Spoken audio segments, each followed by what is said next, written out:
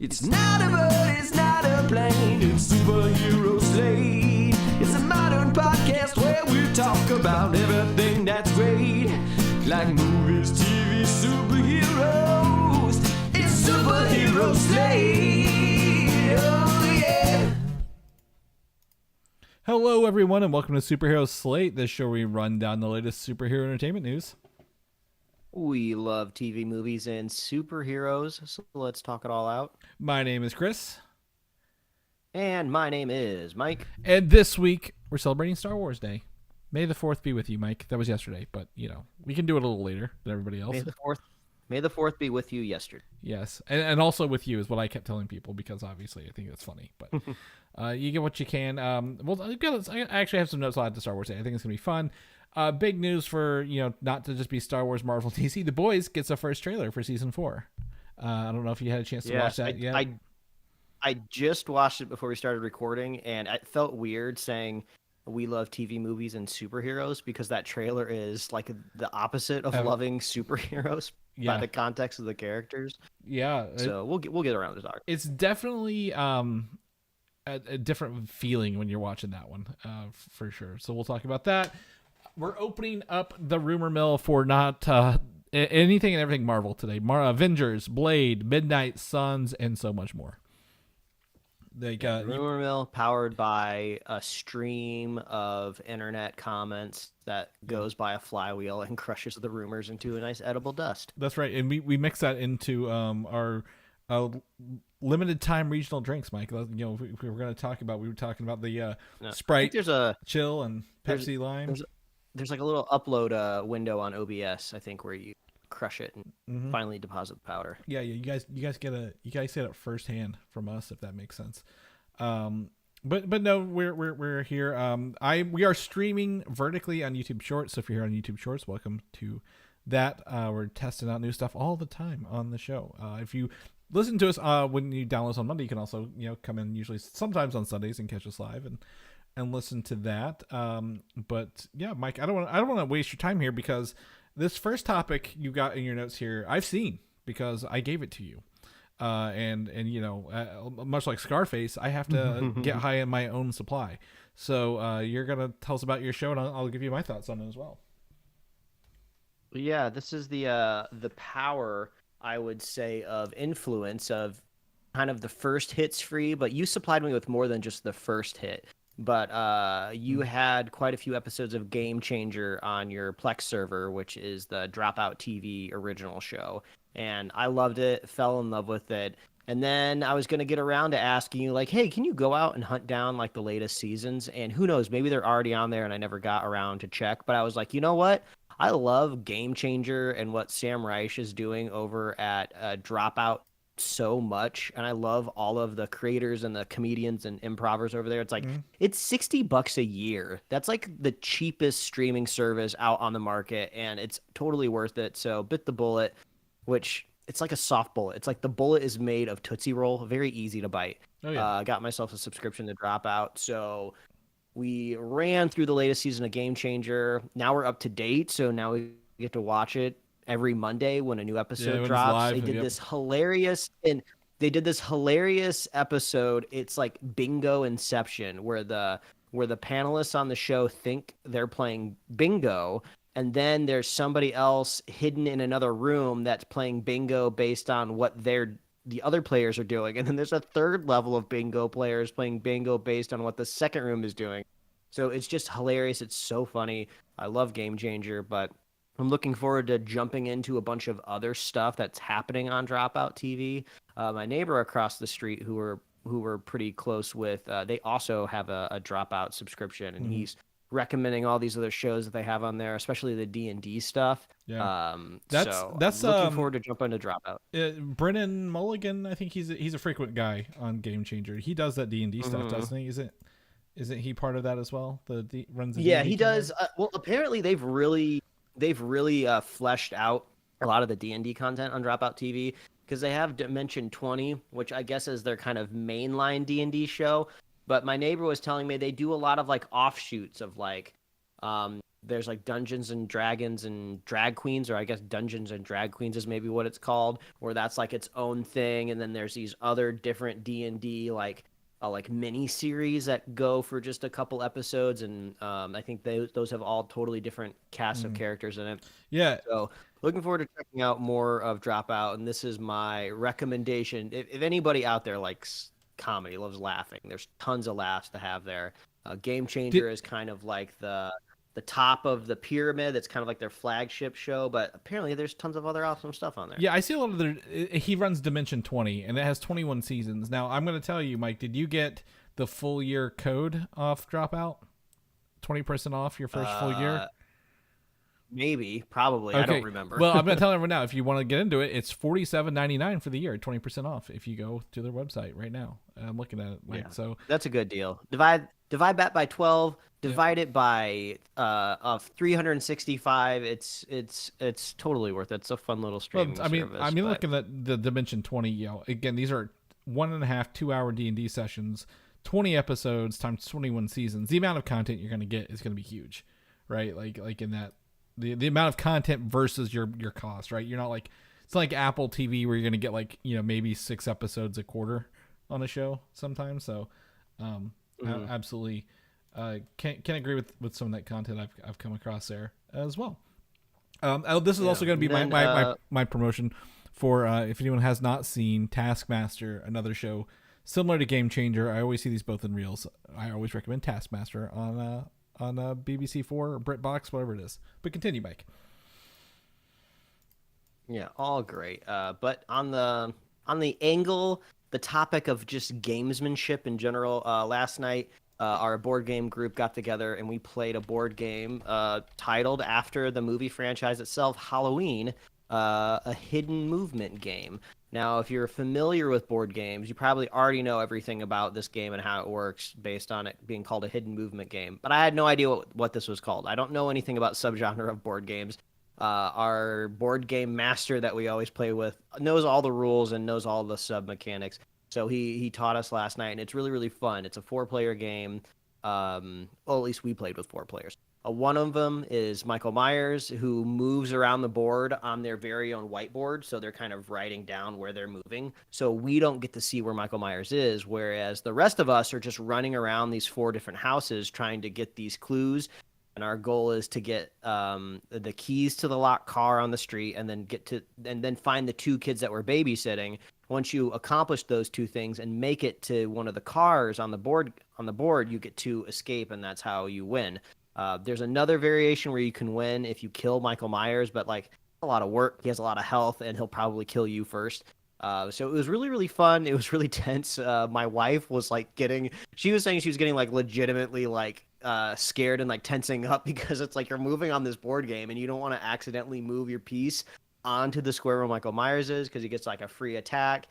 And then whenever he is in like the line of sight of you on the board, his game piece shows up and you put him on the board. And it's actually kind of creepy of like 20 squares away, like you could see Michael Myers. And it's kind of how it works, in the movies, right? That iconic scene. And I think it's the first film where he's like in broad daylight, like right down the sidewalk, like right by a hedge.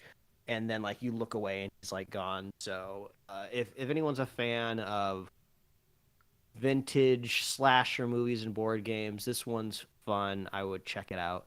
It's just called Halloween. I don't know exactly how you're gonna Google search this. I don't really know who made it, but it's a hidden movement. So go check it out. Chris, you kind of had a blast from the past a little bit too this week. Did. Again, as we said, it's top show. Yesterday was May the 4th. Today's May the 5th. So Star Wars Day. Obviously, there's everything Star Wars is going on, but it was also. I love how we keep defining today, Sunday, as the day after Star Wars Day. It's Cinco de Mayo. It's also a very, very popular holiday, Cinco de Mayo. That's just funny, the power of Star Wars. Revenge of the 5th, right? Is that what they say as well? I don't know. But it was also the 25th anniversary of Episode 1 of Star Wars: A Phantom Menace. So I've said this on the show for a couple weeks now, maybe months, that this is coming back in theaters. So I was able to go see Star Wars again in theaters, and it was really fun to go back because I think I might have even said, maybe not to you guys, but in a group chat somewhere, I was like, I'm always worried about these events. Like, is the theater just popping a Blu-ray in or logging into Disney Plus and streaming Star Wars? Because, that's not fun. I hope they get the original reels, and it's got that cinematic stuff to it. But I remember watching The Phantom Menace in theaters in 99 when it came out. It was everywhere. I think we've talked about this in detail. Taco Bell, and I had to go half an hour and we watched it. It was fantastic. And then I rewatched it in 2012 when they were going to do the 3D remasters of everything. Do you remember when they announced like we're going to 3D Star Wars? And that's when 3D was big in 2011, 2012. So they did The Phantom Menace. I went and watched it in 3D just to see it in theaters again. And they never did another Star Wars movie in 3D ever. That was it. They stopped completely with The Phantom Menace. So that was really fun. So it was fun to go back and watch it and see that and get the full theatrical experience of this movie. Now there are detractors of the prequel trilogies. Even this one, some say it doesn't even matter in the grand scheme of Star Wars. You can take it out of your watch order and not really miss anything. But it was really fun to see the first appearances of Ewan McGregor as Obi-Wan Kenobi, Liam Neeson's Qui-Gon Jinn. This one was also the version, I don't know if you remember this, they had Puppet Yoda in the original version, and they CG'd him up later after they had him CG in the other ones. Because Puppet Yoda did not hold up in this at all. He sticks out like a sore thumb. But to hear the Duel of the Fates, to see Darth Maul's double-bladed lightsaber, to really feel this movie was pretty good. I will say I was thinking about this movie because I'm watching the movie. I already know what's going to happen, but I'm thinking other things. One of the things I think would have been better, would have made this movie probably way more solidified in the history of Star Wars, is that we know that Anakin and Padme end up together, and Padme is obviously the mother of Luke and Leia Skywalker. However, she's like undercover as like an assistant, right, or like a handmaiden for most of the film. Like she's pretending, even though she is a queen, she's pretending to be the handmaiden, so they don't assassinate the actual queen at the end of the day. But like it's very much like, we know your name, we know who you're gonna be. Like if they had held on to that reveal and did it better than like in front of Boss Nass towards the end of the third act, I think that would have really given this movie a much needed twist of that's just not there, right? It kind of comes out like, yeah, we know who you're going to be, and it wasn't there. So I think if they were able to hide that a little better, that would have been fantastic and been a huge twist and gave this movie some stuff. I also forgot how fast I know the politics are more in episode 2 and 3, but how fast they just speed through. I get a vote of no confidence against Chancellor Valorum, and then next thing you know, Palpatine's voted in as the new Chancellor. I'm like, they really just glossed over all that shit like real fast in this movie. So it's not by any means a perfect movie, but man, when you hear that Duel of the Fates start like hitting there in those final rooms, like where they're fighting in the shield generator rooms in Naboo, it's just great to hear it. And I mean that's one of that's like the prequels. I mean, that first movie that gets all the hate, they did three things amazingly well. Duel of the Fates, obviously, it's not more iconic than the like the Star Wars themes, but it's right up there. It's got to be. It evokes an emotion, sure. Right? Like it's still like you feel it rather than just hear it at the end of the day. So absolutely. Yeah. Darth Maul, a very imposing look, and the first kind of like alternate lightsaber we ever saw in Star Wars was rad. I mean, those trailers back in the day before the movie ever came out, like, whoa, you can stick two lightsabers together? That's insane. We were just doing this in our head the whole time. They put it on screen. And also, like, I don't really remember what people thought when the movie came out, but pod racing is still cool. Absolutely. I mean, yeah. You can talk about the story points of maybe how it was used as like a narrative, but like just the idea of pod racing is neat. I like it. They should have really kept it going, right? Not just a one-off kind of thing. Like, you have a chance to visit other things and use pod racing in the background for some things. It's so popular. It spawned, 3 or at least 2 console video games. One was pod racing, one was like Super Bombad Racing, and then also the arcade pod racing game. That's how big that was, right? That it spawned, video games based on that alone. for that. I will also say the other thing I really still enjoy about Star Wars Episode 1 compared to newer Star Wars is the lightsabers still feel like unstable blades of light rather than we have a stick that's glowing in front of us because we don't want to, CGI all the blades again, right? So I really, really enjoy the old lightsabers, even back then, where they feel like a real blade of light and it's unstable and you don't know how it's going to be. So watching that was really, really fun to see those kind of come together. So absolutely loved it. And that kind of kicks off our note in Star Wars Celebration. Was in Japan this year. I've not really heard anything huge come out of this, Mike. If I'm going to be completely honest, like overall news and / announcements has been kind of light, other than if you're like a fan of like toys or collectibles overall.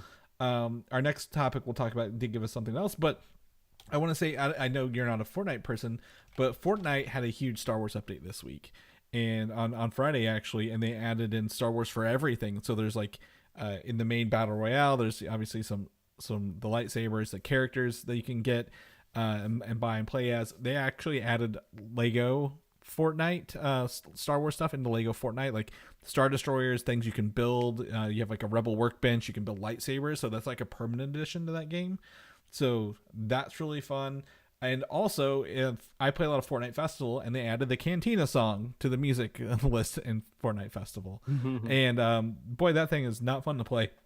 I love listening to it as a joke, but boy, it is not fun to play at all at the end of the day, Mike. So can't recommend that to anyone who's like other than just a gimmick. But Star Wars is really still a powerhouse in terms of like crossovers, promotions, and merchandising, right? That's where Star Wars is right now. It's just a big merchandise push. But Star Wars Celebration this year, and we got our first trailer for the next Star Wars series, which is The Acolyte.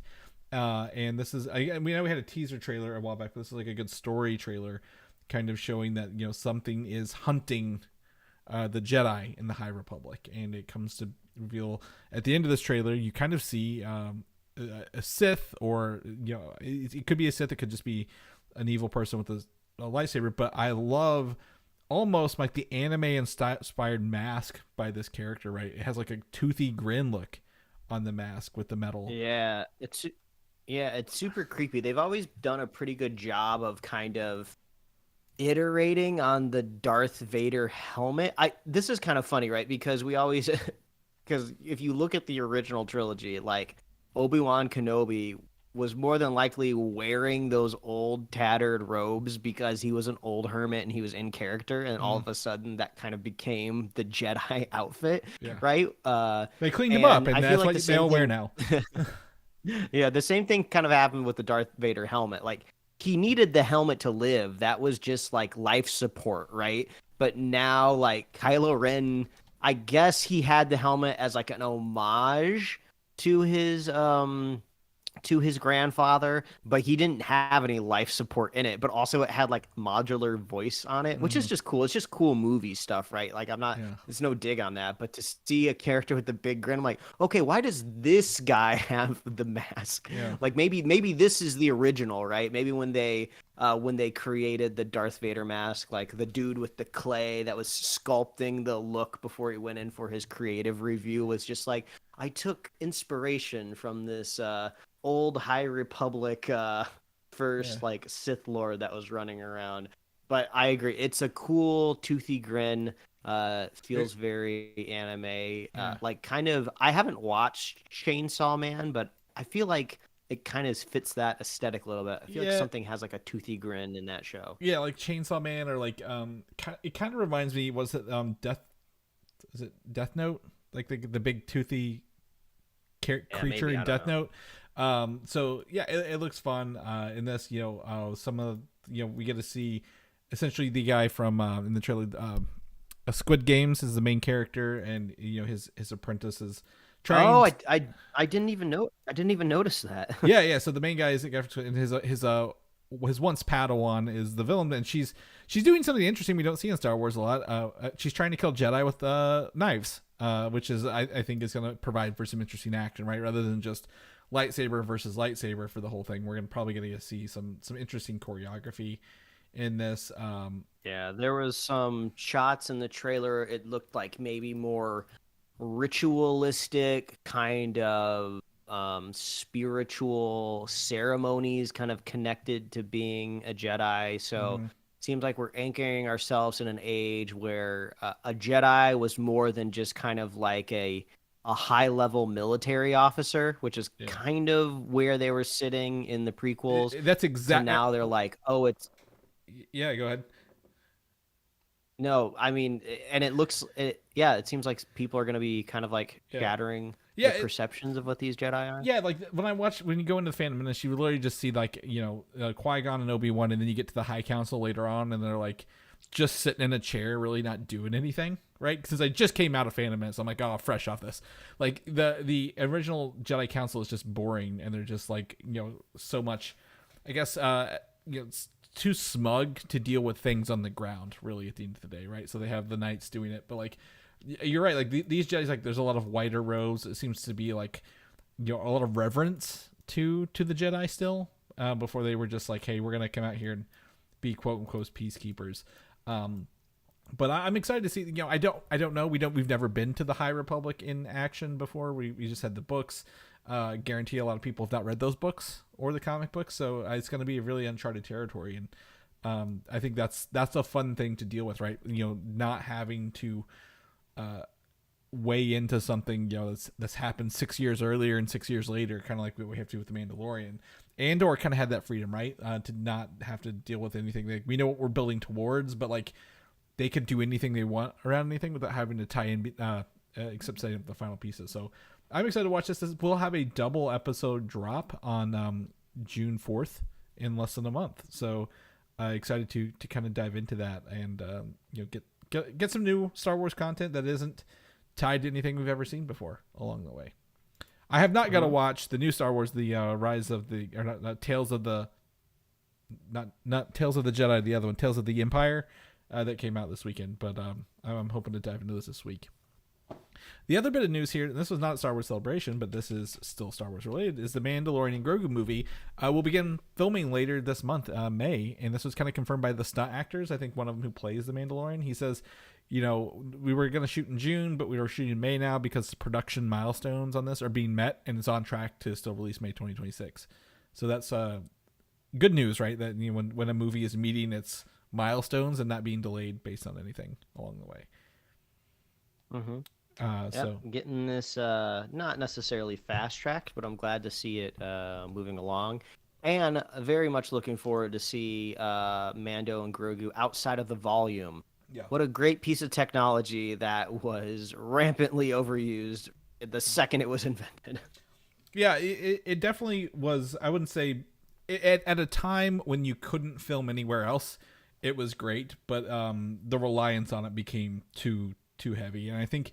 There's a nice blend for everything. So excited to, like you said, see the extra money, see the extra quality in the production, dive into this and really, really take off for everybody. Pretty excited for that. We're going to shift gears into the anti-superhero movement, kind of as you talked about at the top of the show, man. The Boys Season 4 trailer dropped this weekend. I wasn't expecting this, and I'm still... I like watching The Boys, but it's always like under the knowing, the thought that this is going to be heavy and not fun to watch, because it's not fun to watch, and it's not supposed to be fun to watch along the way. Yeah, it's not a fun time. Like, since this is going to be so politically charged and it's coming out in the summer just before an election, like it's just going to be so intense. But it is one of those shows where like the bad characters, the evil ones, they're so brilliantly evil that it makes you root for the good guys so much more. I don't know exactly how the story moves along throughout the comic books, so I can't tell if this is wholly unique to the show, but I like this direction that they're going where, the six, what are they called again? The seven? I forgot what they're called. It's a 7. Yeah. Yeah, where they finally kind of just reach their ultimate form of just being like the Legion of Doom in a way of like they've always wanted to be in control, so now they're gonna finally take it, and they're going to be wrathful gods, which has kind of been the subtext for Homelander the whole. Yeah, so now they're just making it apparent, and it's really raising the stakes. Yeah, and I would say, it's that shift, like, a corporate sponsored superheroes to, hey, there's one, Homelander's learned he really can't be beat at the end of the day, so he's going to use that to his power. But one of the things that they show, Billy Butcher, they kind of open up with like a few months to live because of that powers stuff he was taking right at the end of the last season. So there's a ticking clock on him. Some of the cool the farm animals with the powers caught me off guard. I did not expect like chickens and sheep and stuff like that to like get the powers and kind of be vengeful. So I'm excited to see that episode. But a lot of the characters' powers in this were interesting.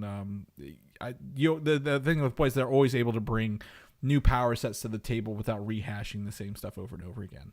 And this trailer kind of has some really cool ones throughout that. But it does sound like, and you watch Gen V, right? I think it does have some tie-in to Gen V with the disease that kills superheroes. Is that correct?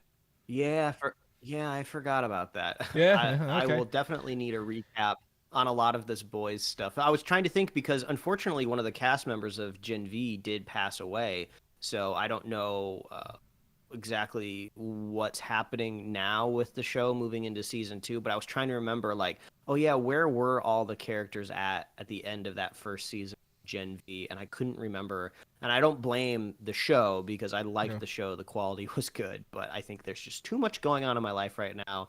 And I will plug yet again, just go on YouTube and look up recaps for anything that you're behind on. It'll really prime your brain. You don't even have to be behind on it. It's just been, the Boys season 3 was like 2 years ago, right? 2 years between seasons. Yeah, that's true.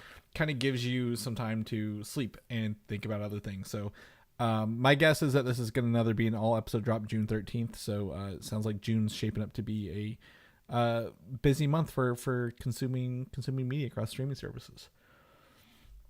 In the DC world, Mike, they announced the Batman Arkham Shadow virtual reality game. Have you ever played the what was it? Arkham Batman Arkham VR at all? The first one from a few years ago? No, I haven't played any of them in VR, and I don't know exactly what this game is supposed to be. The trailer is just kind of like a hypey trailer. There's not even a hint of, the gameplay in any way, but I would imagine if they had a previous VR game, they're going to model it after that. Yeah, so Arkham VR, I just looked up, came out in 2016 on PlayStation 4, and it is very much a first-person, like kind of more of a puzzle game, because you've played the Arkham games, right? Where you you move around, you fight, you zip around and do stuff. Familiar. Yes, but this one is more of a first-person, story through like a detective mode rather than all the fighting and hiding and stuff. So there's like a bunch of tasks. There's obviously Riddler puzzles and stuff like that. It's really fun to play and do that with. So I'm excited to dive back into that. But I will say the sad asterisk on this is that it is only for Quest 3 coming out at the end of the year, and it had James Gunn posted that as well. So I'm excited to dive into the Batman, the Arkham universe, right?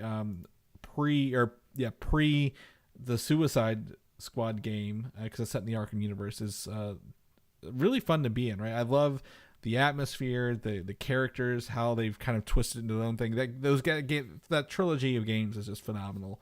And to just go into this a little bit more, I think it's gonna be fun.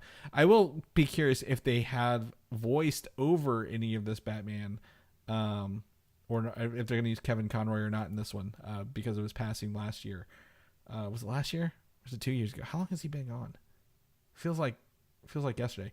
But we'll keep you guys posted as more of this stuff comes up. But right, like as you mentioned, we need gameplay right before we can make a call. Have you watched any of the Crisis on Infinite Earths animated movies yet from DC? Have not. Okay, well the 2 parts are out. For those that have missed it, Crisis on Infinite Earths is a 3-part animated adaptation of the comic books, but using the animated universes bring together. Batman Beyond was in part 2. Part 1 featured some of the other animated stuff. So the upcoming animated movie, part 3, will feature the return of Kevin Conroy's Batman and Mark Hamill's Joker, which is surprising. But I know they've been working on this for a very long time to do 3 animated full-length movies. They would have had been working on this years ago, right, to get it done. So yeah. It seems like Kevin Conroy was getting a lot done before his unfortunate passing. So it's weird to keep getting things 22. from him, right? It's like Yeah. you grieve the loss, but I guess you're happy that there's still a little bit more to enjoy. Yeah, yeah, and it's just one of those. It's the thing with animation. We've talked about this. They're not filming it and then animating it the next week, and then we're getting it in 3 weeks, right? They're recording all this stuff years in advance, and I would also say the very similar thing to what was that show we just talked about, Invincible, right? They recorded a lot of that a long time ago, so they could line up the mouse and do the animation to the dialogue much later. So it's very very sad that we've lost him, but it's great that he has left such a lasting impression, not physically as Batman, but just through his voice alone. So excited to dive into that. I've not watched any of these movies yet either. I was going to save them for all three and just kind of do a 3-movie binger, if you will, for this, because DC animated stuff is quality content coming out of them, especially the adaptation. All right, let's get into some Marvel stuff. We got rumors, we got some other stuff. So the first thing is kind of a rumor, kind of not. The show Agatha, we know, is coming out holiday. By that I mean Halloween, fall of this year, and the promotion for the series looks about to be ramping up. And I will share. Someone posted a photo comparison on Twitter that the WandaVision logo on the social media accounts has been an all black WandaVision logo, and now has half of like a wavy lines in purple. So it looks like Catherine Hahn's Agatha, who has the purple motif, is coming back into the real world, or they're going to be starting doing stuff on these accounts, Mike. Yeah, I always find it funny that it's like somebody, you find the password for the account. We need to update the profile picture. Where is it? Where'd we write it down? The show came out so long ago. I appreciate your it's always a fun little tidbit, but I appreciate your naivety on how social media works, Mike. I love that about you, because they don't do that anymore. They just buy into one program. They're like, who has the Hootsuite password? Because that's where everything lives. We're gonna make one update across 40 accounts.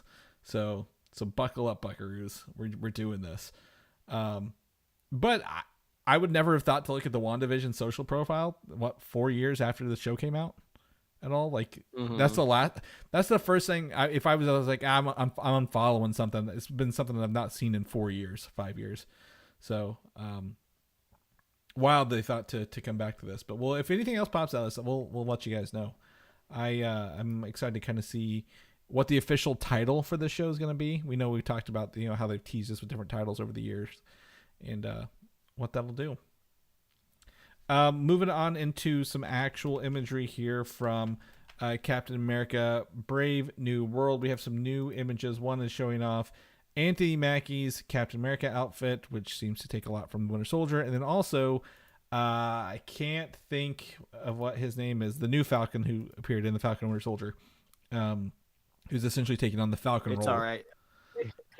If you don't know, Chris, yeah, there's a small chance that anyone's going to know or care. I mean, this whole movie for me, right? Anytime we get any news about it, it's just like, are you going to be able to make up for what you did to me with Falcon and the Winter Soldier and his buddy back there in the Falcon suit? I barely even remember his presence in the TV show or like any impact that he had. Yeah, that kind of sounds right.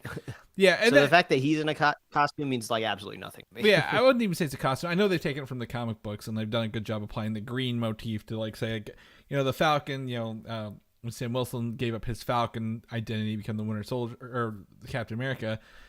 Someone has to become the Falcon. You really don't. He's still flying around as Captain America. Like, you don't. You just add more of these paratroopers, dude. So he's really just more of a paratrooper with the wing set. I mean, like, to me, the concept of the wings is really starting to stretch the credibility within the MCU. Like, the wings were like this experimental, like, kind of flight suit that Sam Wilson, like, I think he knew of it, or he used it. He used it with somebody else. About it, and but the other dude he had died because the wings didn't work or something like that. Went to steal it. Yeah, so it's just like, it was his kind of unique niche thing that he knew of, and it was kind of his only way to contribute to Cap and, like, Black Widow. Like, they were up against the wall and they needed some help. He's like, well, I can go grab this, like, flight suit. I can make it work. So it's just weird to see it, like, keep going, right? It's just like, I feel like the second iteration of the wingsuit is just like, Just give the guy like a jetpack or something. Give him some rocket boots. I understand. It's like the Falcon, and they want to continue the lineage, but it's just a little silly to me seeing it. It's like, do we need two guys with wings? Yeah, Really? yeah. Okay. Well, exactly. I mean, it seems like they both have the same shtick at the end of the day, right? Except Sam has a shield. They're both not superhuman. They both don't have powers. They just have the wingsuit. Now, I don't care that the government has made more wingsuits. Don't care about that. That doesn't bother me at all. They do have jetpacks in the bottom of them, but you know, do we need another just because someone was promoted? We don't need to backfill that position in this situation. You could put somebody in there with a different power set or ability set that complements Sam's rather than just copies it at the end of the day, right? So that's kind of right. But you can take for those who he may be a big part of the movie. He may not even be in the movie come editing time, right? With the reshoots. So there's at least that. And then the new other image we have is like a little artwork here, highlighting the Falcon, I guess, program. Maybe we get to see Sam Wilson. Obviously, they're flying. They're not superhuman. They're going to be helmets at some point. So we get to see a look at the helmets. Sam's looks very much like an Ant-Man helmet. It's like the really, really borrowing the Ant-Man helmet for the superheroes, like the main characters. And then the new Joaquin Torres, I just want to think his name is as it comes to me. It kind of looks more like a Helldiver or like, something from Halo at the end of the day. So it's fine. It's cool with me. So you can check out those links in there. But now we're going to get into the rumor mill of this movie, Brave New World.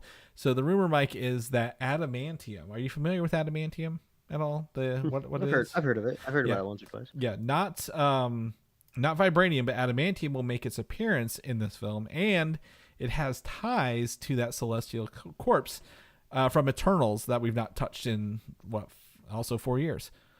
Yeah, like the one of my favorite movies of all time, Pacific Rim. I just always loved what they did when those kaijus were dead. It like created a whole cottage industry of people, mining the giant corpses of them, because it's just like it felt like something that would happen in real life, right? You have all of this like biomass. Somebody's got to clean it up. And since it's from another world, I'm sure it's got to be worth something. So this kind of gives me those similar vibes. So it makes sense. Yeah. And Guardians, we got to do something with it. It came out of the earth, Guardians of the Galaxy did the same thing, right? They Nowhere is the head of a dead celestial that they pump all the goo from. So, that's true. So maybe they find a way. Maybe inside of this celestial is something different that maybe looks like Nowhere. Maybe it's more organic inside than outside. Who's to say? We've seen more concept art about the Red Hulk than than the actual Celestial from this movie. So this may just be a rumor, as we do get Deadpool and Wolverine later this year. A lot of people are trying to connect the X-Men to the MCU. I don't think it'll happen until post Secret Wars, but if they want to introduce adamantium into it as something I guess non-organic forming somewhere else, make it from an alien corpse at the end of the day. The other rumor on this, I didn't have it in here, but it's interesting, is that Japan is the first company or country that gets there. And, they're like the character in the comic book Silver Samurai is an adamantium based samurai who fights Wolverine. So they're like, well, maybe they're setting up some more Wolverine stuff. I don't think we're going to see a lot of Wolverine things outside of Deadpool and Wolverine, but we never know. Hopefully we can be wrong. And, they're reshooting this movie this summer. We'll see if they keep any of this, change it, or if it's part of the new script. Moving along into Fantastic Four news, Mike, this was news for you. And I shared this with you specifically because I know this was going to get you jazzed. I could feel the energy. And the Fantastic Four has officially added Paul Walter Hauser to the film in an undisclosed role. Yes. I think we need to say Emmy Award-winning Paul Walter Hauser from his role in Apple TV's Blackbird. But you out there may know him as the buffoon Stingray from the show Cobra Kai. He's kind of been popping up in other things here or there. He's just kind of this, literally Chris Farley-esque character, because he's going to be playing Farley in a biopic coming up soon. But he's a great actor. He's great. He's infectious. I love him in anything I see. So this is great news. Yeah. Yeah, and I pull up there here just for anyone else. He was, I believe, one of the side villains in Cruella. If anyone has watched the Cruella live action in 2021. Oh yeah, he was like one of the henchmen. Yeah. Yeah, one of the henchmen. He is also the voice of embarrassment in Inside Out 2 coming out later this year, which is one of the new emotions in that movie. We're big fans of Inside Out in this house, so I'm excited to see him. These are huge roles, like right, getting Fantastic Four and Inside Out. So he's moving his way through all this stuff. I was just kind of looking up to see he's been on AEW Dynamite and Rampage, so he's in wrestling, Mike, as well last year. So this is good for him. I think great ad. I think a couple things. My first thought was maybe he's a funny guy. He's the voice of Herbie, right? The robot. They always usually tend to get Herbie's probably a very snarky robot, as we've seen in Fallout lately. So maybe they're doing snarky robots, or people thinks he looks like the Mole Man, like the MCU's version of the Mole Man in these roles. I think he's a great ad. Put him in either one. I don't care. Put him in both. He's a voice and a character, Mike. What do you say to that? Yeah, I could see it. Double dip your Paul Walter Hauser if you can. But the Mole Man was actually, I was going to add this because Captain America was originally played by the guy who plays the leader in The Incredible Hulk. Samuel Stearns is the character's name. What is that actor's name? It's going to drive me nuts. You know what I'm talking about? The leader in Captain America, and he was in the Hulk. He was the other scientist. I can't think of it. He's one of those faces, right, where you look at him and you go, he's yeah, Oh Brother, Where Art Thou? He's in Holes. I mean, he was originally playing the Mole Man in the Fan Stick reboot that everybody despised and didn't watch. So that's funny that they would be bringing back the Mole Man and giving him maybe something proper to do. I think he'd be a great Earth-based villain, other than doing the Silver Surfer or Galactus again. We'll keep you posted. Avengers 5 rumors, Mike. This one was a really fun one to read this week. Is that the rumor are the main characters in this to lead this film? We talked about it being a smaller group. Have been decided as Captain America Sam Wilson, Spider-Man, Moon Knight, the Hulk, and She-Hulk. Not 3 of these I would have guessed. The other 2 probably not, Mike. She-Hulk and Moon Knight out of left field for me. Yeah, I wasn't expecting double Hulks, but it does kind of make narrative sense that if one of them's there, like, we know the other one exists. They have cell phones and can call each other. So I would imagine writing a script with 2 Hulks could be fun. They could really cause some destruction, but you had got some big heavy hitters there. So you're going to have a big villain to go up against, that requires 2 Hulks. That can be really fun. Spider-Man, I mean, I feel like you could do some really fun stuff with Spider-Man finally properly being in the Avengers. Yeah. I can't even remember all of his little quips but he was always kind of like talking about, do I finally get to be an Avenger, blah, blah, blah. I don't remember if that came up in Infinity War or Endgame. Was he ever officially donned an Avenger at any point in time? I think maybe Endgame. I think when he came back from the dusting kind of thing. But yeah, they never really didn't have a knighting ceremony for the Avengers for that. Yeah, so that could be fun, kind of seeing him established in this. Maybe that kind of takes him away from this supposed Young Avengers project. Oh, I don't think. I don't think he'd be part of that. Aged up out of it. Yeah. I guess maybe you can't be in the Young Avengers if you've gone through your own trilogy and so much emotional turmoil. You've emotionally been elevated to the hardcore Avengers. You've been in 3 of your own movies, and then 2 Avengers, and then Captain America 3, which is like Avengers 2.5. So yeah, he can lead a team now. I think he's good to go. Yeah, I mean, the best part when Spider-Man ever shows up in the comic books to an Avengers meetup or anything in a Stark Tower or something, he's always like, "Oh, how do all of you have money? I'm still struggling to pay my rent. When's the paycheck?" That I always thought that was really funny. He's always doing it for a paycheck. He's he's a superhero, but he's like, I'm gonna need money to work with you guys too, kind of deal. Yeah, he was just always so out financially classed by everyone else in the team, which always humored me. I mean, Moon Knight, I still have mixed. I have a mixed relationship. It's complicated with me and Moon Knight.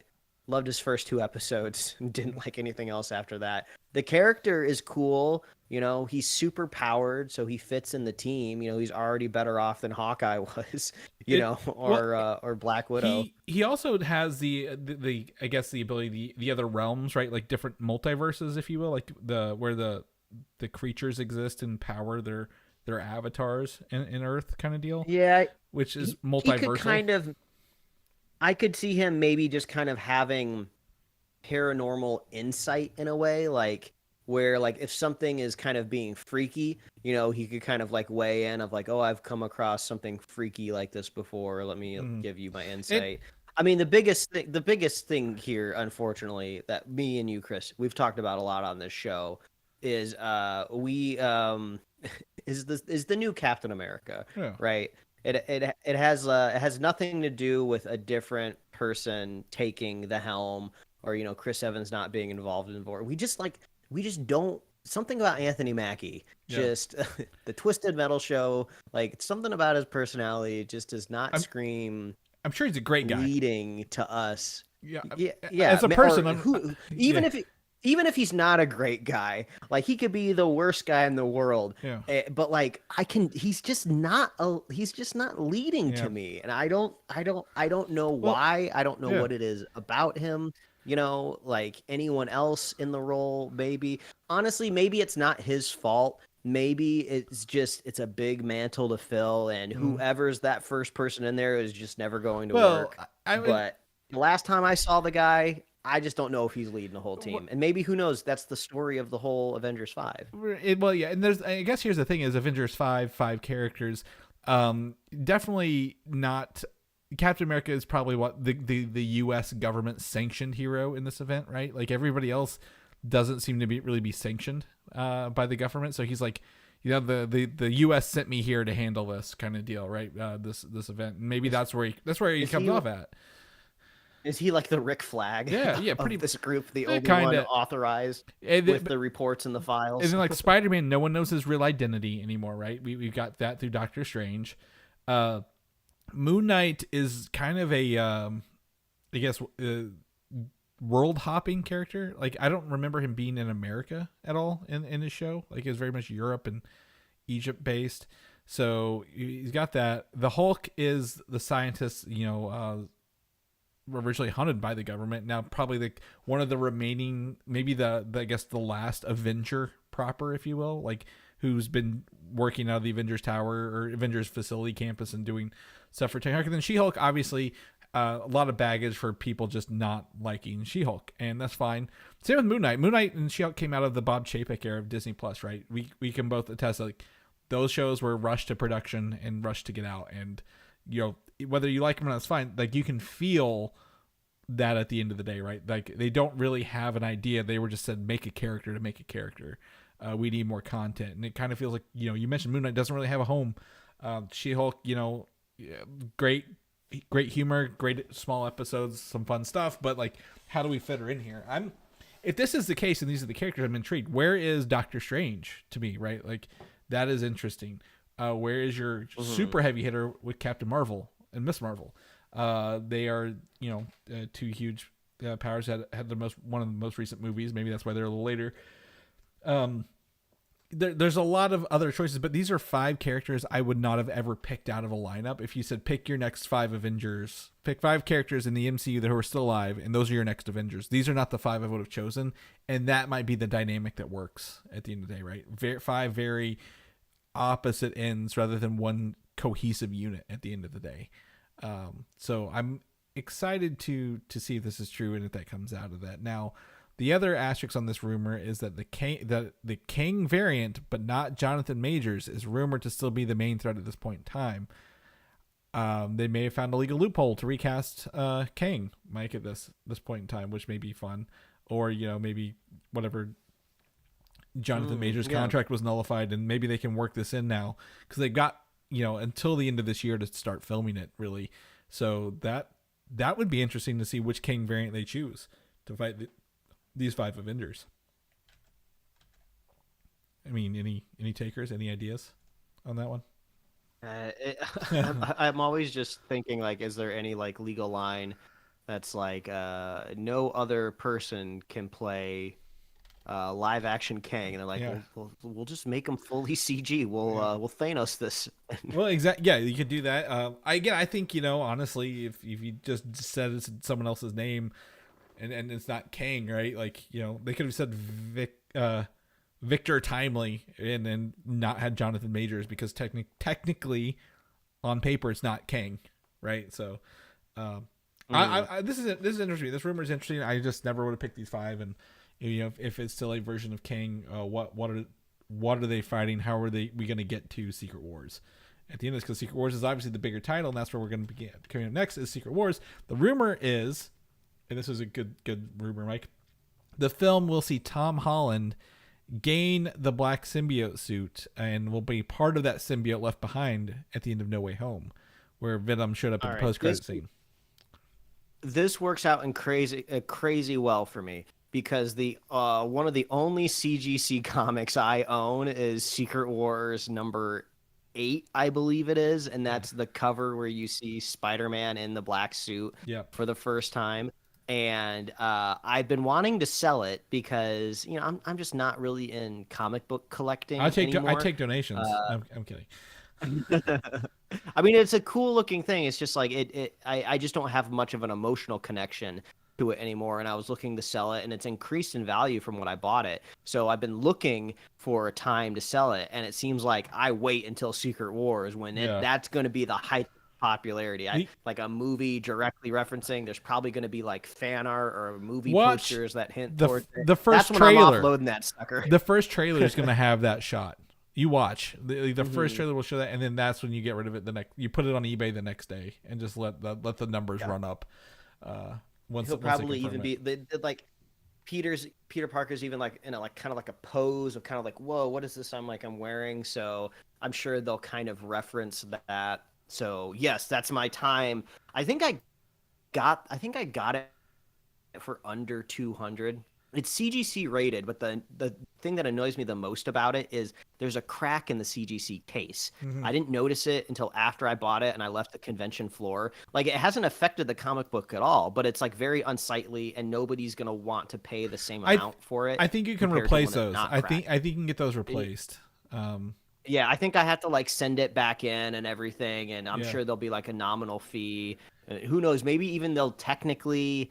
I mean, if the CGC consortium, is really trying to uphold quality, they would regrade the whole thing, because if it's cracked open, that means you could put anything in there. Like, you could sneak stuff in there to. Well, if the crack is affecting the comic book, or like there's more than just one layer, right? It's not a steel on the outside. If it's affecting that, then they'll, I think, regrade it. You were correct. But if it's not, there's a way for them to replace it without affecting it. Like, just like. There's like a seal inside, they just replace the seal on the outside kind of deal. Do you know what's the score on that? Do you remember offhand? I think it's like a 9.8. It's a good quality. That's there's your kids college funds right there, man, with a 9.8. Because I say if it was lower, I've seen grading people when they send it back in, they can get it regraded and it comes actually back higher if it's better than the initial, whoever the initial person was grading it. They had like a bad day or something, but 9.8 is pretty good. But as you mentioned, Secret Wars number 8, if we get the black suit, a symbiote, this is the time to do it, right? We don't need to do a Venom movie. We don't need to do a Venom crossover. They set up the points pretty well at the end of No Way Home, so let's rock and roll with this rather than try to do a Spider-Man versus Venom movie, right? Mm-hmm. So absolutely would love to see that. It's a great rumor. Rumor mill again. Wesley Snipes has signed up to reappear as his Daywalker version in a future Marvel movie. So the original Blade himself. Some motherfuckers are always trying to ice skate uphill. That's what I hear. And this might be one of those situations. Wesley Snipes, infamously on Blade Trinity, wouldn't open his eyes for some scenes. So there's some CGI eyeballs on that. He was with Ryan Reynolds in that movie, who's coming up to be Deadpool. I think he can come back in Secret Wars, but I don't think he will not be in the Blade reboot. Mike, is where I would put Blade at. I saw this rumor start to percolate early this week, and then a lot of people were like, "Oh, is Blade coming back?" It's just like, we've been hearing the Mahershala Ali news Yeah. for like it feels like a decade now. Like 2019. it's actively, yeah, it's like actively in production. It's happening. So obviously they're not gonna make a fresh start with Blade and it's gonna be like a multiversal Yeah. team up thing. That's not gonna happen. So I imagine, just like we've been talking this whole show, some sort of Secret Wars cameo, bringing the whole bunch back together to fight another big bunch of something. Yeah. So Yeah. that's my anticipation. Yeah, it could be a couple scenes. It doesn't mean he's going to be a lead in a movie, right? Like you get Wesley Snipes. He's obviously aged out of this role since he played in '98. He's gonna bring him back for a couple scenes, have some fun, reference him. Maybe he takes down some people with the sword. He can even get killed off if they want to. They move on, right? No one's losing sleep over an old movie version coming back for this. But it would be fun to see it because Blade was really the first Blade R-rated movie, kicked off the Marvel Renaissance, right? The movie before that was Howard the Duck. I mean, woof. No one's winning in that situation. But Blade. But I also think it's funny, that he was in literally a movie with Ryan Reynolds when Ryan was a vampire killer in Blade Trinity. So, we got some news about Deadpool Wolverine later. Maybe he pops up in there. But I don't remember if no, they had scenes together in Blade Trinity. So maybe is they have a camaraderie behind the scenes we don't know about. But we'll see. We shall find out. Right, in the same vein as Blade, the next rumor is that director Fede Alvarez, who's doing the new Alien Covenant movie and who did Evil Dead, horror director, is the top choice to direct the Midnight Suns movie for Marvel. So it sounds like they're working to get someone, there's probably a script or a rough script that they're probably getting a director on board, start working on this for a couple years down the road. Fede Alvarez would be a huge grab. He's huge in horror right now. Like, I don't know. Yeah, it's hard to imagine a Midnight Suns without Moon Knight since he's been established. Yep. So it begs the question, what comes first, Midnight Suns or Avengers 5? Or season 2 of Moon Knight? Well, and also, what comes first? Well, I would also say the Blade movie has to come first. So I would put this after Avengers 6. I would put this after Avengers 6. Maybe Blade sets up the horror side. I mean, I guess we've had Werewolf by Night. I don't want to discount Werewolf by Night. It's a great movie. Sets some really cool horror stuff in Marvel. But I think it would have to come after Avengers 6, after Blade, and then maybe the Secret Wars when the Earth comes back together. They need to take down supernatural things in the world rather than just, hey, this guy was embarrassed by Tony Stark and now he's a villain kind of thing. Mm-hmm. So yeah, I'd be excited for this. I think that's a great game. Michael I want to put your name, Giacchino, who did Werewolf by Night, is a runner-up as well because they were impressed with his work on that. And they should be. He, as someone who's normally a composer, came in to direct that one shot. Fantastic work. So, Midnight Suns, the game, sold really well, brought a lot of people into the horror elements of Marvel. I think this is a great thing for them to be working on. But I as you mentioned, I wouldn't expect it anytime soon for that. Captain Britain is in the works at Marvel, rumored to be a series for Disney Plus. And it will be focused on Marvel's MI13 and Excalibur comic range. So essentially British Avengers, if you will, kind of down the road, but like very much not world-ending kind of deal. They kind of partially set this up in Secret Invasion, right? With like the British governments, and then now Emilia Clarke's character, who's a Super Skrull, could really, use to not reference that show. I think that would help it by never acknowledging Secret Invasion. But it'd be great to be in another country other than America for once to see how they're dealing with superpowered people, right? Yeah, it might be a nice little pivot. Yeah, you brought up Secret Invasion, which is what I was thinking about too, because Olivia Colman, right? Yes. She was one of the like governmental bodies over there.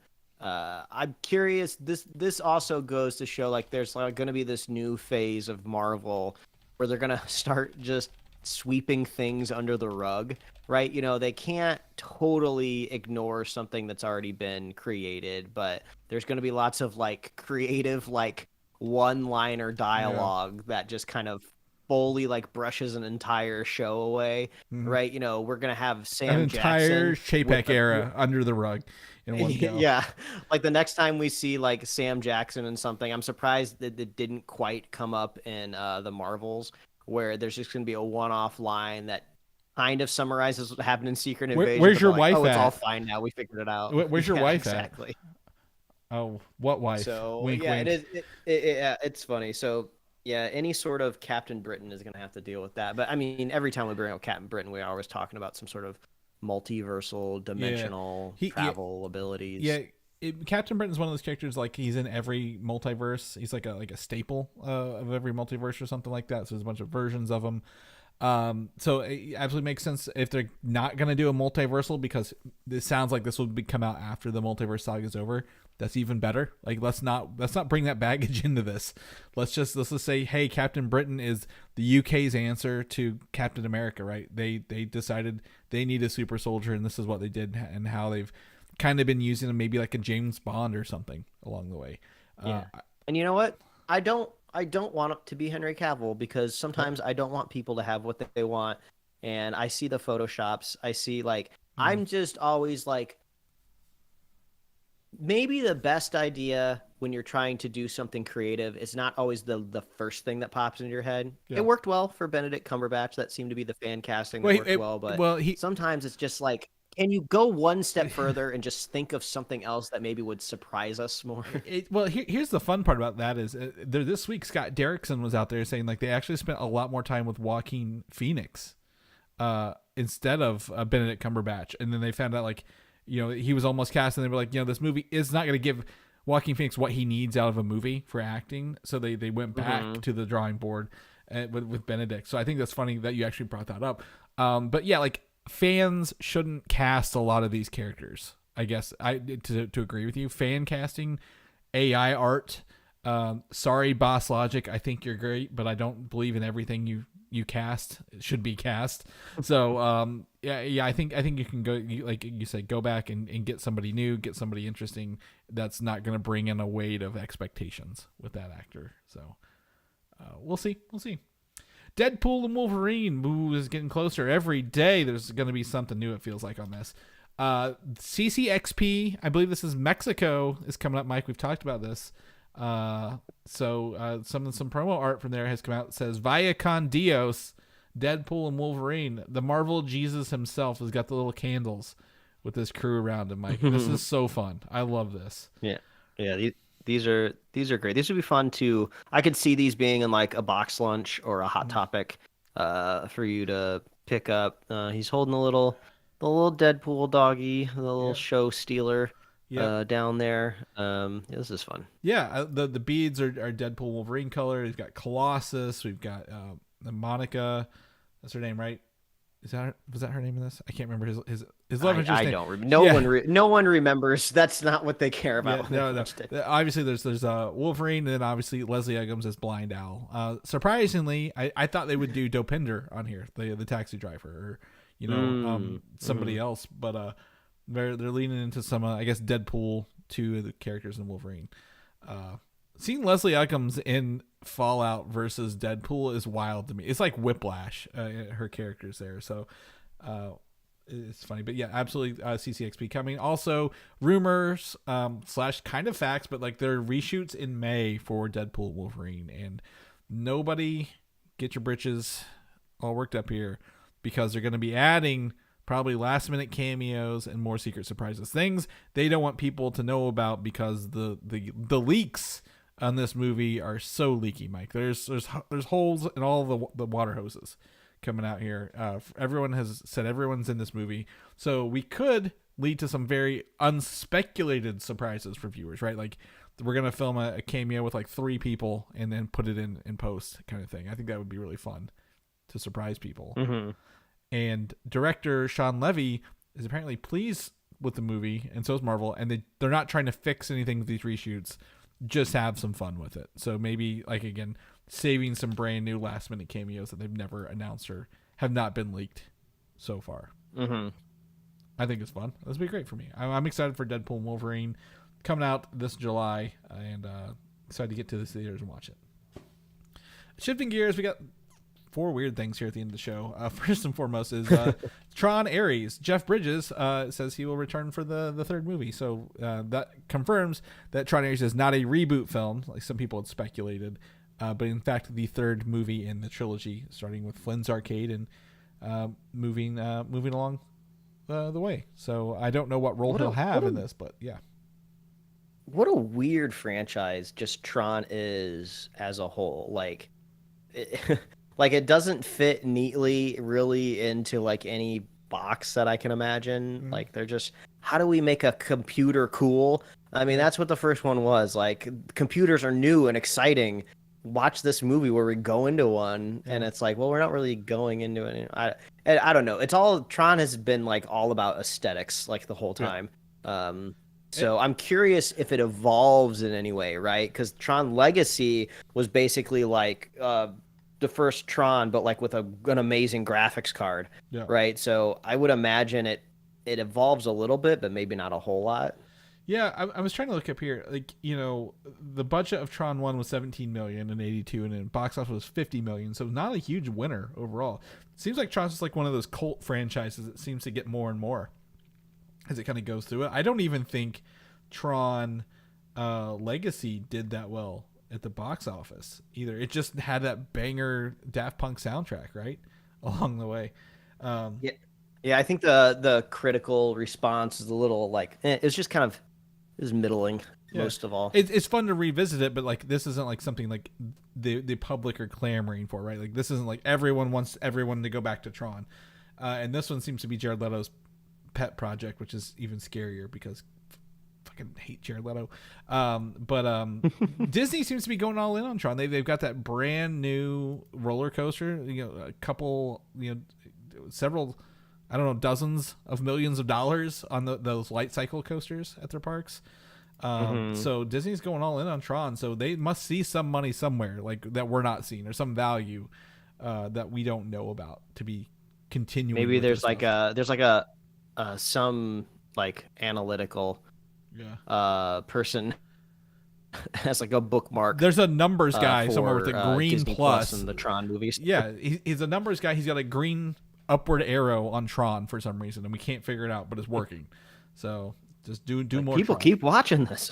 Yeah, I like Jeff Bridges. I think have him coming back to the movie adds a little more legitimacy to this, and makes me happy that it's not just a reboot film. This is Tron Ares. We're rebooting Tron, but it's all AI. And but thank you, Jeff Bridges, coming back to see how we tie this all together. Masters of the Universe. Did you ever watch this live action movie when you were a kid? The with Dolph Lundgren. No, I mean, He-Man in general, like, has not really connected with me over my life. I kind of put He-Man, Masters of the Universe, G.I. Joe, you know, all of those toyetic shows kind of all fall under like just before my time, you know, couldn't really quite latch onto it. Thundercats a little bit more because it felt more kind of like maybe like anime kind of adjacent, and like the reruns would latch onto me a little bit more, and there are cats, so that was like more fun for me. But yeah, this one kind of sails over me. Yeah, I did not have a He-Man Gramp either, but I remember watching the original Master of the Universe much later in my life. I'd say past 10, 15 years, and just being amazed that something like this could get made at the time. Like I said, it got Dolph Lundgren, Courtney Cox, before she was a big actress. That was one of her first roles. I can't even remember who played Skeletor. He did a great job with that. But Master of the Universe is getting another live action treatment. Travis Knight, who has directed Bumblebee, will direct the film from David Callahan script. David Callahan wrote Shang-Chi, Legend of the Ten Rings. So pretty cool. I don't know where the audience is for this. I don't have that numbers guy telling me, yeah, we need more Masters of the Universe. Are these toys still selling? I know Netflix has been doing those animated shows. So, well, maybe there's some news here, but, I've included the synopsis. I'm not going to read this out, but it does say a 10-year-old Prince Adam who crashed on Earth in a spaceship and was separated from his magical power sword, the only link to his home on Eternia. I didn't think he was an alien who crashed on this little planet, so it sounds like they're maybe trying to update a little bit to make him an alien to go back to his home planet to bring it all together. So, sure. He raises the sword and said, "I have the power," right? And turns into He-Man. Yeah, So this seems like a movie that is begging for like an audience surrogate, right? Like somebody from our plane of existence, gets thrown into the madness, and that's how we connect to like. And because I did try to watch some of the He-Man stuff that was on Netflix that came out, because it was nice and polished. it's Kevin Kevin Smith Smith. Yeah, show ran that newer one. they just finished the second one recently, right? Was it like a revolution it was like the Matrix names? I forget whatever they were, but yeah. Yeah, but it's like if I have no connection or like nostalgia for the characters, like I feel like I have to be grounded in the world in some way, and it's just like I don't care if Eternia like blows up or is it like in another dimension? Is it a planet far, far away? I don't care for the plight of Eternia because like nothing feels like it's lived in. It's just like one big giant kind of rock wasteland where these creatures fight each other occasionally. Yeah, you got Skeletor, Beastman, Manny Faces. I don't know who the good guys and bad guys are in this, but at a certain point, stuff from the early 80s that were trying to sell toys, they didn't have a plot. They made the toys and then built the show around that. Is that relevant? Like, why? This is a nostalgia show, a show looking for an audience from 1982. So people 40, 50 plus, I don't think the kids these days are going to get into this as much as they think they are. So, I mean, unless there's a really cool He-Man app that transforms you into He-Man with the filter mic, I don't think they're going to care about this at all. So, it'd probably be a swing and a miss, even though it's got a good director and a great scriptwriter. So, we'll keep you guys posted. This comes to any fruition. And then just to get Mike's blood boiling, we're going to talk about Rebel Moon, Chalice of Blood. Oh, boy. And you might say, what's Chalice of Blood? Because I hate you. That's why. No, I'm kidding. Chalice of Blood is apparently a new subtitled name for part 1 of the extended cut of Zack Snyder's movies. So instead of being part 1, A Child of Fire, it is now part 1, or Rebel Moon part 1, Chalice of Blood. So we're going to have even more confusing trying to figure out, not us, whoever else decides to watch these going forward, what the hell am I going to be watching here? Do I need to watch Child of Fire? Do I need to watch Chalice of Blood? I don't know. What I reading into this a little bit, this is going to make you even more mad. Hold on, before you get mad, apparently these extended cuts are set in different parallel universes to the original movie. It's not even just the same thing longer. It's a parallel world. What? Yeah. Oh my god. Well, this is the snake eating its own tail. Zack Snyder, we know he was self-aware to a point, right, where he would kind of like really gin up his fans, and that was getting him more of these like, Justice League opportunities, moving, the needle through these streaming services. But now he's just like, oh, these people really want my director's cut. My director's cut is scripture, it's lore. So now I'm going to plan on making 2 movies for every one script. I'm going to make the one that the studio wants, and then I'm going to save all these different bits for the fans, and then they're going to love it. They're going to eat it up. And it's just like, you've lost the thread, Snyder. You are to make one great product that everyone will love.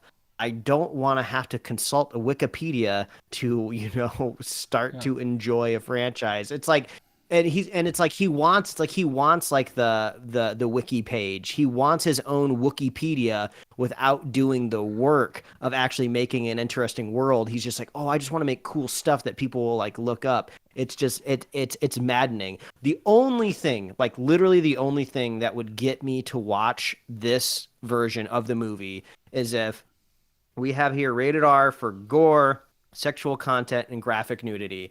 I can find any of those things I want anywhere else very easily, also repackaged and probably better movies. Heck, all of that stuff is in The Boys. We can watch all of that there. Give me all of that stuff, Zack Snyder, and go crazy with it. I want the most gory, sexually graphic movie on the planet, just so when I hit play, I will remember what I watched, and it will at least be unique in a sense of like I've never experienced that before. But like if this is like an unrated cut of like, you know, when DVDs were at their height and they wanted to sell another version of the movie, and it's just like, oh, you get like a little bit more blood and like there's a side boob for 2 seconds, like Snyder, that's not enough. You have to really narratively change what I watched, and oh god, am I gonna watch this? No, I'm gonna go the other way and say I don't think he has the foresight to do any of this. I think he's got a really good production company that does all this for him, who makes these deals and says, look, we went to Netflix, we got you 4 movies. Do with what we got to do with PG-13, then do whatever you want in the other ones. I don't think he is smart enough, or I can't hate him because he's out there making movies and he gets to make movies, whatever he wants to do. I'm jealous really at that point. He gets to do what he wants. But I did go through, I'm like, what are the Snyderverse fans saying on here? What are people out there who are so excited about, you know, Snyder stuff? One person says, I love Zack Snyder, but please make this stop. So you've got your own I can't, it's not like but like the fans are turning against this approach to how he's doing things, or at least how the production companies or their Netflix is releasing things. Somebody else said, I'm gonna keep going through this, dude is on crack, but I respect the absolute insanity of it. So that's kind of goes along with what you said, like, right, you want to see everything you can. Now other people are saying it's an entirely different movie, like they did different shots for the R-rated takes. We'll have to see. We'll have to be proven on this stuff. But like, to change the names of these movies makes me like, I'm concerned, like, what is the logic behind that, right? Like, why are you changing your movie name? Is it because is there some legal hole in like one of the what's it called, the guilds out there? If you do 4 movies, you get more stuff, more payments. You know, is it, you know, you get more things out of this?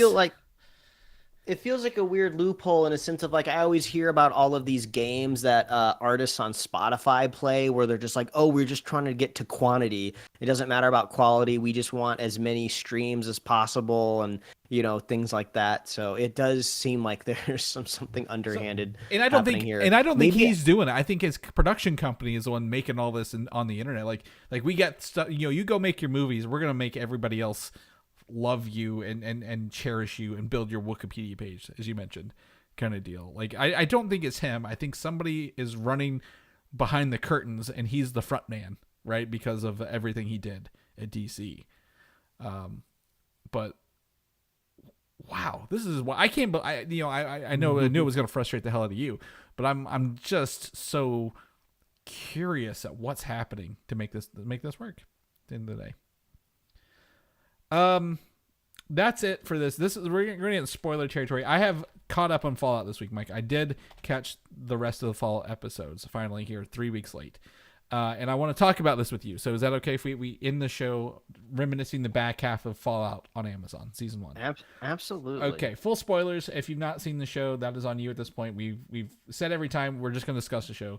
I want to say, you've been playing Fallout 4. Is that right? Have you caught up on any more this week? Since we last talked? I've played a little bit more. I've learned what it's like to be encumbered with too much stuff. I've figured out how to store it in workbenches, and still at the beginning. But there was an honest trailer that came out this week for the Fallout series. I'm not gonna watch it yet. I'm excited. There's some insidery video game jokes in it, but I was just like, oh, I kind of understand some of these a little bit more now because I've played a little bit more of the game. Yeah. Couple things. As a TV show, Fallout is like a 6 out of 10 for me. To be completely transparent, in the back half, it's a Jonathan Nolan thing, and I love Westworld. I like watching Westworld. But as a whole, if you don't have the video game surroundings, this sets up too many mystery boxes and too many questions that they never answer or even attempt to answer throughout the show, right? Like, the whole show opens with the main guy, the ghoul, being at a birthday party doing the horse thing, right? Because he's been labeled a communist at some point. And never once in his 200 years that he's been here, do we uncover why he's a communist at any point in this show? They actually leave it on a bigger cliffhanger because he was listening to his wife say, we need to drop the bombs to ensure Vault Tech maintains power, right? There's a lot more questions. And I will say, I hated every time they went to the sandy desert and used the same 4 broken buildings as like a way to say, you're not in the city, you're out in the open. I'm like, this is the same shot from a different angle. Over and over again. I'm glad that you brought that up, because I wanted to touch on that, but you were still working your way through this series. This is a very expensive show, and you watched episode 2 obviously because you finished it, and they had that whole Old West town and you have like the power armor there, you have this elaborate set of all this like junk built up, you have all of these shacks, everything felt very physical set, and I was like, oh, this is cool, I love that.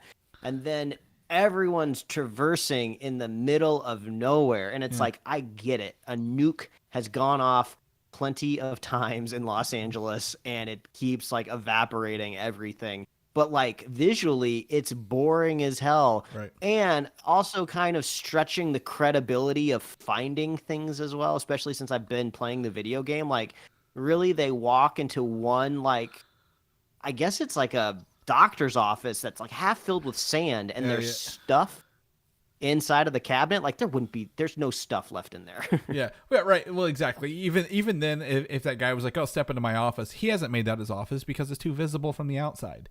Like, a lot of these people to survive, and that guy was funny because he was a chicken fucker, and I thought that was hilarious, and he kept coming back. But like, these people who are trying to live aren't doing it very smartly. They're just kind of happenstancing along the way. I really didn't like the final scene set either, like where like the cold fusion's going off and they can see out into the valley of Los Angeles, right? And it's getting nighttime. I'm like, this looks kind of rough. I would say the money was spent well on like making Walton Goggins look like a ghoul with his nose off, and then all the other stuff. Yeah. But like, there are parts where I'm like, the scenes could have been written better, and then therefore the scene dressing would be much better around it as well. But let's touch on this MacGuffin, because I was thoroughly confused about it. Mm-hmm. And I think I have a more of a positive view of the show overall. Oh, well, I think than you, and I think that's. Yeah, go ahead. I just think it's probably stemming a little bit more from the fact that I don't really have any connection to the lore of the video games. So when I go into it, I'm not really expecting anything to be achieved well. I'm just like, okay, let's see what's going on here. So don't take me wrong. I think as a Fallout show, it's like an 8.5. As a regular show, if it didn't have the Fallout dressing, it falters even farther because of everything. Yeah. And that's where I say, I'm like, Fallout's fun. It's great. It's got the dressing. Like, I understand it more, but like, if you removed everything, I'm like, this show is just okay at the end of the day. And it suffers from that. But like, the cold fusion thing, right? Whereas the dudes they need it to power, Shady Sands forever or something like that. Is that what you're looking at? Yeah, it's just, I don't really understand the scarcity of electricity, because we've been you go through this whole show and there's lots of electronics happening, right? These entire Fallout shelters are being run by like fusion cores, right?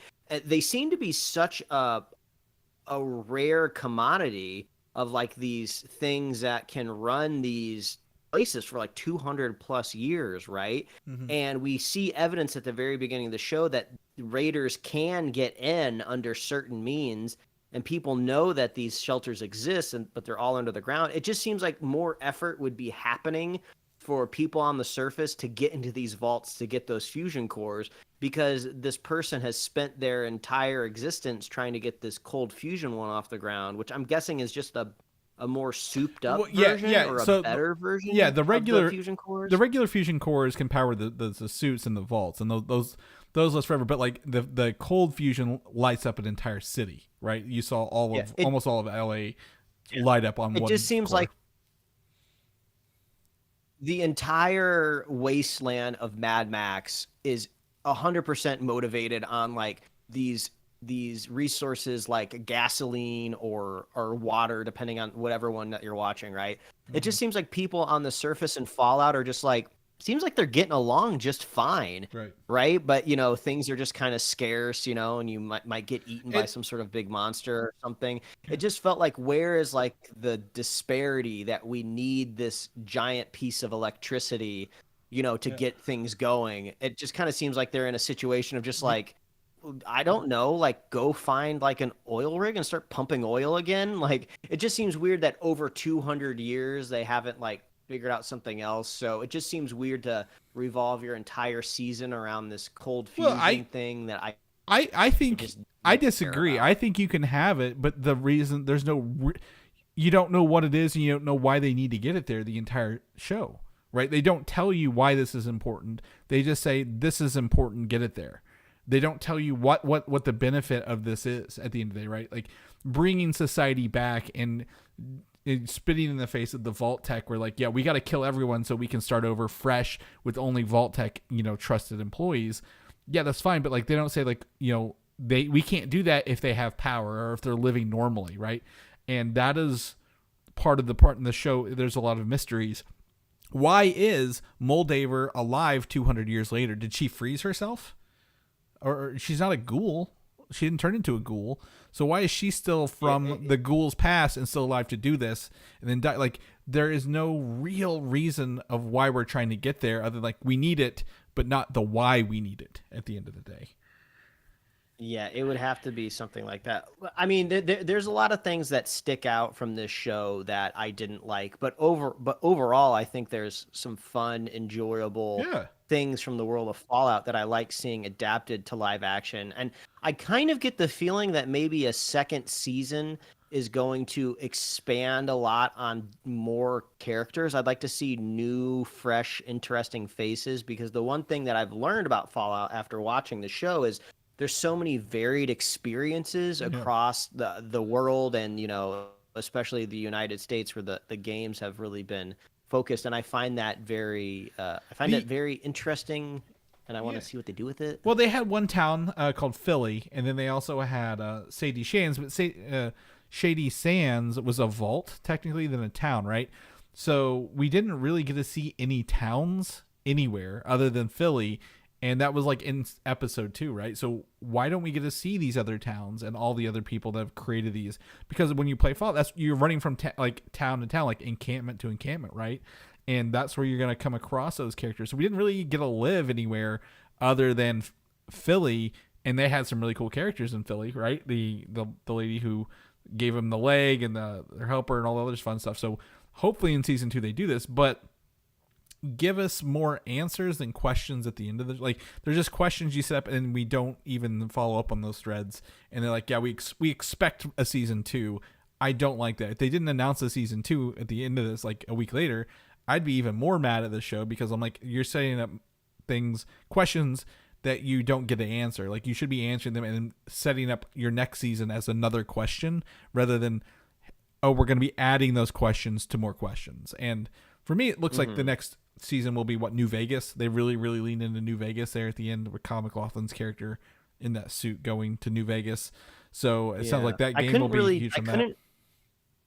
Yeah, I couldn't really tell if that was supposed to be a hint at where the second season was supposed to go, or it was just supposed to be a nice payoff, like cameo for fans. Because I don't know much about what's happening in New Vegas. So when I saw Vegas, I knew that the existence of the game. I was like, "Oh, this is like a fun." And I think it's New Vegas. The timeline works like the video game New Vegas is before this, so you're technically seeing post New Vegas a video game whenever we get there in the next season.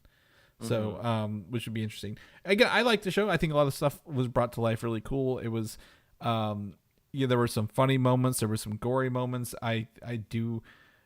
Think some of the weird. I don't like what's the company or the religion that does the mech suits. The Order, is that what they're called? Oh, yeah. They're a little bit weird. Some of the characters who filmed stuff in episode 1 only showed back up in episode 6. It just kind of wrapped up a little fast. I just think as a show without the Fallout dressing, it's like a 6. But when you include the Fallout stuff and you're like, okay, there is more, there's extra lore, there's fun little things, I think it does elevate it to like an 8.5. But it's hard for me to just love the show right out the gate. But it is fun. It's fun stuff, and a lot of the actors are good. I really enjoyed all the actors in this. I think they were fun. Or did a great job. I'm very interested in what's his name, the comedian dude that we talked about, who was he wasn't the knight, he was a squire, and then he became a ghoul there at the end. So like the ghouls. Oh yeah, I can't remember that guy. Johnny Pemberton. Yeah, Johnny Pemberton. Yeah, like he becomes a ghoul. Like, you know, how are people becoming ghouls in this world? You know, that'd be interesting stuff. And yeah, I want to see more. I want to learn more about this. I think that's the great part. I just wish they didn't leave so many questions on the table without answering them before the end of the film or into the end of the show. Like, especially, I think the big reveal for me is the ghoul. He's like, "Where's my family?" Like, so that there's the implication that his wife and daughter are still alive somewhere, right out there. Even though at the beginning of the show it looked like, you know, they were getting blown up. So I'm interested to see that. And the son, her brother, is left in Vault 31 with all the other people. So how's he going to get out of that situation as well? So a lot of questions, more questions than answers. But I will watch season 2. I just wish it was just a hair more tighter on everything all around. Yeah, well, I brought it up the other week. The Jonathan Nolan, he's not exactly somebody I'm willing to bet all my chips on. Yeah. I mean, I'm 50-50 with him. I just wish someone would have been like, we need to do better. My guess is they knew there was a season 2 coming. Like, it was greenlit well before it came out. And then, like, they were like, you need to write 2 seasons. And they should have just said, hey, there's more show coming sooner. Like, whenever they announced it, I guess, right? Like, we're committing to several seasons of this show. And that would give us some faith. But, oh well. At least he got everyone to play Fallout. That's fun. It really turned up that game, that franchise for everybody. All right, Mike, that is the episode for this week. Thank you for coming on and being with me. But if people want to know what you're up to, what you're doing, where can they find you, my friend? Yeah, they can read my web comics at liferewardsrisk.com and pickledcomics.com. Chris, if people want to catch up with you, where are you? You can find me on Instagram, Valdan87, VALDAN87, or you can check out, I've been trying to post my frequently found snacks on Superhero Snack Mike. I want to do that again, so I'm hoping I can do that because we're in the summer of flavor. I believe it wholeheartedly in every bean in my fiber, or every fiber in my being, the other way. A little dyslexic. We are in summer flavor, but people know about the show where they can come and tune in every week. Where can they get that good that's at? Oh, all you got to do is head on over to superheroslate.com. That is the best place to find all the avenues we host our show. And you got our awesome show notes. If you want to check out those trailers that we talked about this week, we got that all over at superheroslate.com. We are on YouTube, Spotify, Apple Podcasts, wherever else you love to listen to find podcasts like our own. We got merch at superheroslate.com/store. We love hearing from you. We love knowing what you're watching, what you're checking out, what you're playing. Reach out and let us know. And we love our super fans. So if you want to be a super fan of this show, very easy. All you got to do is share the show with a friend, share the show with a buddy, and we'll be here every week, folks. That's right. We'll catch you guys next week. Bye.